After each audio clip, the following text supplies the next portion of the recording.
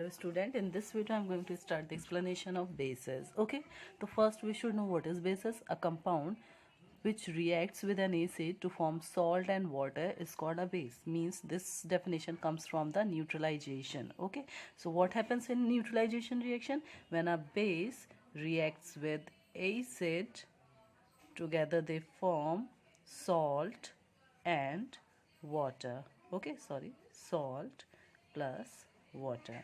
So ultimately a base is a substance when reacts with acids form salt and water. Same thing, acid की definition भी यहाँ से pick कर सकते हो. Like when an acid is a substance when reacts with base form salt and water. Okay, now next is on the basis of ionization, we can also give one more definition of a base. Like a base is a compound which accepts, okay, this accepts H plus, okay, this accept proton or you can say H plus ion in aqueous solution. अगर aqueous solution में हम उसे means water dissolve करते हैं तो base वो substances होते हैं which accept H plus ion. Okay, all metallic oxides are bases. All metallic hydroxide are also bases. For example, KOH hydroxide, NaOH metallic hydroxide, COH whole twice also metallic hydroxide. So these all metallic hydroxide are bases, whereas MgO, okay, so metallic oxides are also bases. Okay, now next thing is alkali. So a base which is soluble in water is called a alkali.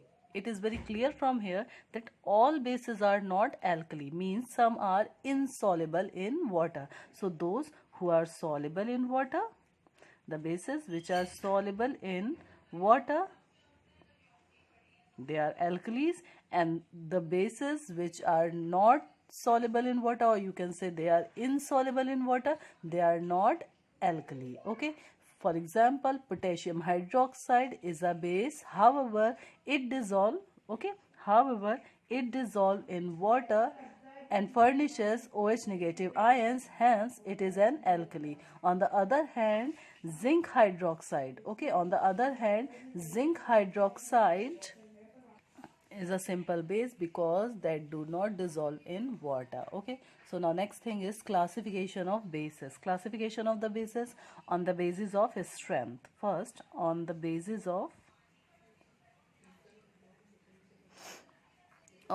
strength. Okay, so the degree of dissociation of alkali in an aqueous solution is called the strength of an alkali. For example, in a student, it is represented by this formula: number of dissociated alkali molecules upon total number of alkali molecules multiplied by 100. Okay, then again alkalis are further classified on the basis of their ionization, okay, into strong alkali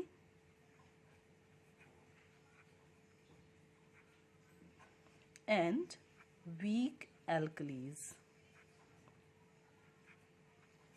So, strong alkalis which almost completely dissolve in a aqueous solution to produce a high concentration of hydroxyl ion. Hydroxyl ion is called strong alkali. For example, when